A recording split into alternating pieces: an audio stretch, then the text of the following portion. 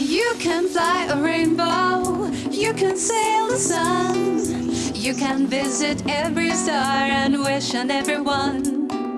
Every road that you are traveling tells both you and me. You have to look inside so you can set your spirit free. Set your spirit free. Set your spirit free. Set your spirit free. Set your spirit free. Set your spirit free. Hello and welcome to Free Spirit. Today we come to you from Thelema Mountain Vineyards, Helswerk de Pas, Stellenbosch. First up, we join Sophia Warner and the team at the Pebbles Project, who are doing groundbreaking work with children who have learning disabilities, particularly those affected with fetal alcohol syndrome. So let's take a look at how this project provides a training network and community support.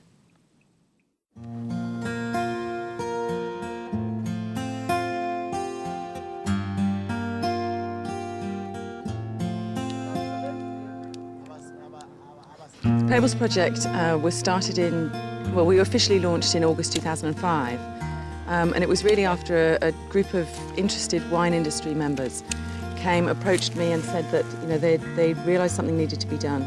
So that was the reason why we started up then. Our main aim really is to provide educational support for children with special needs, all sorts of special needs, but particularly those whose lives are affected by alcohol. Some of the special needs are going to be as a result of fetal alcohol syndrome. Some of them are just where the children haven't had the early childhood development, early childhood education that they really need. So by the time they get into primary school, they're struggling already. So that's why we started working with the creches, with the preschool children, so that we can prepare them, get them really ready for school. I think alcohol still is a real problem on some of the farms, not all of the farms. But in a lot of cases, the workers, by the end of the week, will perhaps drink a lot of alcohol. And this, of course, is going to affect the kids. It can't not affect the children. So maybe they don't have specific medical special needs, but sometimes their social environment is going to affect their ability to learn. At the moment, we're working with about 150 creche-age children. And we've got about 112 children in the after-school clubs, or we will have by the end of 2007. We've already trained 8 creche teachers, and we will, by the end of the year, have trained 7 after-school club teachers as well. We don't diagnose the children. We really train the creche teachers to work out when there is a problem with any of the children. The relationship between Valera and Pebbles started approximately 2 years ago when Sophia Warner approached us to get involved with helping preschool children on the farm. And we've always had a creche on the farm, but it wasn't an area of expertise for us. And so we welcomed them with open arms, and we've been very, very pleased up until now with what they've done for us. Marilise organises the monthly outings for the creche children, and she'll try and arrange that every month they get to visit a different venue. So far they've visited Butterfly World and Monkey Town and the MTN Science Centre. A small group went up Table Mountain. And so Marilise tries to organise something that will really benefit the children educationally, but also is fun for them. So they get to visit places that alternatively they would never have the opportunity to go see.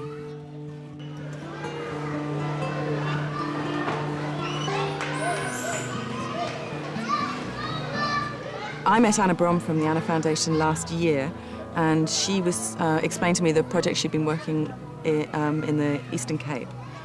And so I felt that she had a lot of skills and expertise that we could use. So it just made sense for the two organisations then to work in partnership, because the skills and expertise she brings absolutely complements what we're trying to do as well. Anna Foundation works with school-age children as opposed to children in the creches, And Pebbles was already working with creches on the farms, and we decided to extend that and work with all school-age children, and that's how we came in, because we work with children of school ages. We teach literacy, sports, arts, life skills programs for those children, and that's how we partnered together to work on the farms together to extend their services to all the children on the farms. I think a lot of the kids on the farms don't get the opportunity to stay to after-school activities at school because they're transported back to and from the farms. So once they get back to the farm, they have some food, and then there's no activities for them to do. And this is, I think, a time when maybe kids get restless and maybe up to a bit of mischief. So, and also a lot of the parents are going to be working up until 5, 6 o'clock at night. So there's nobody around to support them with their homework. The whole purpose of the after-school clubs is to provide supervised homework time, and then a variety of different activities, art, sport, literacy and library skills, so that the children get a whole range of different activities in the week. And we are really hoping that within a year we're going to be able to see some really major differences in their school reports, especially in their literacy, from the extra support they're having every afternoon. Veral toe Pebbles ingetree het hierso, was die kinders nog nooit so nie. Dit was net gewees, hulle kom in, hulle eet klaar, dan speel hulle die hele dag, hulle gaan slaap en so gaan hulle huis toe, sonder dat daar iemand miskien sê, maar kom ek leer vir julle name skryf, of kom ek leer vir julle 'n bietjie iets uit 'n boek uit leer of lees. Maar verder soos nou, as die ouers nog al baie tevrede ook aan. One of the first things when we first start working in a creche, and also now the after-school clubs, we'll hold a meeting with all the parents, get them all together, explain to them what we're doing, explain to them the training that the creche teacher is going to be receiving, so that they're going to have a greater understanding about what we're trying to achieve, and then also enlisting their support for the creche teacher, because without the support of the parents, really it's a difficult job. Marilise is also organising some parent training sessions and has spoken to the parents and got ideas of what it is they want training on. So as well as talking to them about the problems of, drinking while pregnant and the health issues, there are other things like money management, and also possibly other, alternative career opportunities for them. Daarom kry jy minder rente op jou geld wat jy in die bank sit, as op die geld wat die mense kry wat uitleen. The farm owners are coming on board more and more, helping us out, providing buildings, workers to come and help when we're renovating a building. Some of the farms pay for the resources that we provide. And one farm in particular, they don't have a community living on the farm, but they actually pay for an art class to happen on their premises. So we can bus in children from a neighbouring farm or from various neighbouring farms, so that those other children living in the area get to benefit from the facilities that one farm has.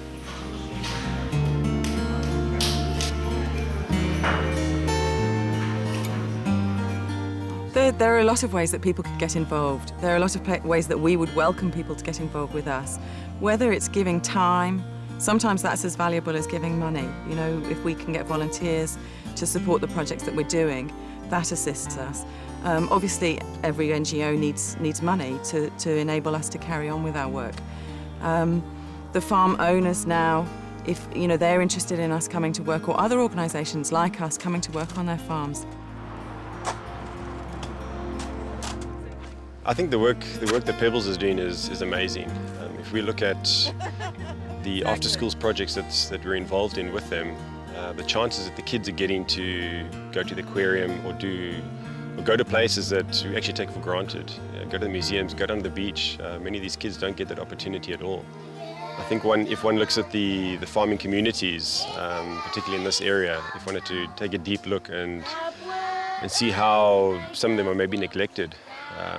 And I think just the work that they're doing and infiltrating into the farms and establishing hope, not only to the kids but to the parents as well. I think the work that they're doing is tremendous. The future plans for Pebbles, we're at the moment working in Stellenbosch, and just in the Stellenbosch area, because we feel there's enough work here to keep us going for the next couple of years. After that, we'll be looking at the further afield wine growing areas, Franschhoek, Wellington, Paarl. and then really the rest of the Western Cape, you know, wherever our services can be provided. And if we can get the funds to enable us to do it, then we will grow as much as we can. Time of the day when you want to The whole of Pebbles we're a team. We all work together as a team, and everybody within that team has a passion for these children and for their future. And each one of the Pebbles team, you know, follow their own faith, follow their own spiritual path. But we really come together just knowing that we have the capability and the opportunity to do something. So maybe that's our spiritual path.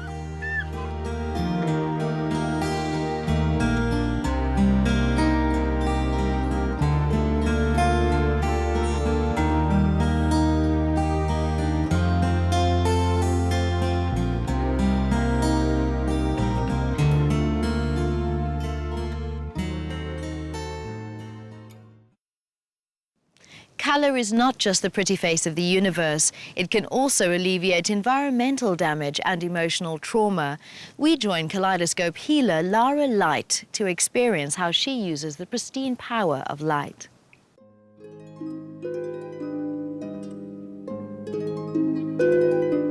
I started working with kaleidoscopes in '91. It started off as a toy and progressed to start doing markets, and it's been an adventure since then. What interested me in kaleidoscopes was that I'd never seen one before. And then ago, it was a case of finding all the pieces and putting them together and then realizing how special they are.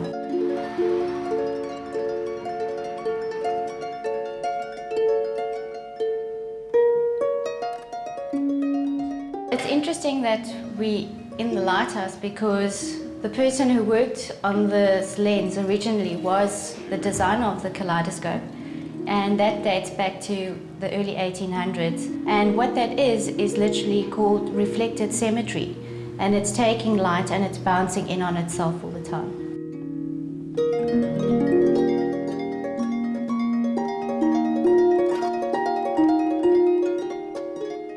Each artist has their own pieces that they use, what they call the viewing chamber, which is what you look at.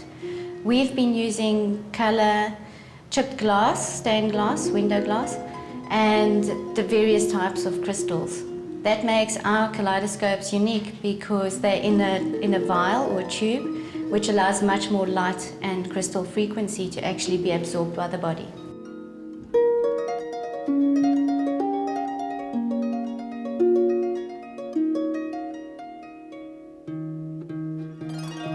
When you look through the kaleidoscope, you have, with the inverted 3 mirrors, you can create a certain number of reflections. I work with the number 7, so it has 7 points, and that 7 points represents the 7 states of our being, the 7 energy centers. 7 is always known as a spiritual healing number. It's the number of harmony. It's also a number that reflects our soul.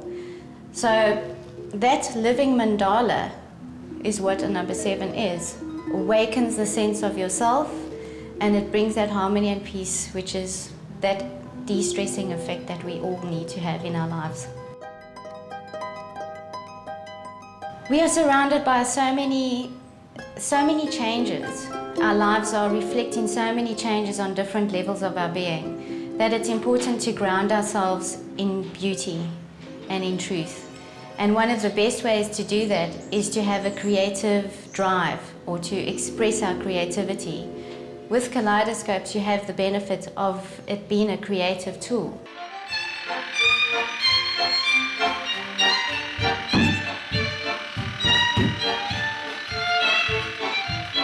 The experience was sensational, and sensational in more ways than one, because it used all my senses, with the colour and the light and the sound and the touch and the movement. It's absolutely irresistible. You just have to reveal who you are.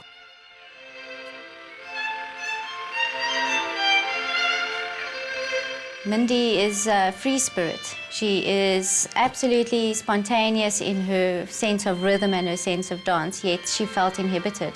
I actually used the kaleidoscope light with her specifically to engage the child within her.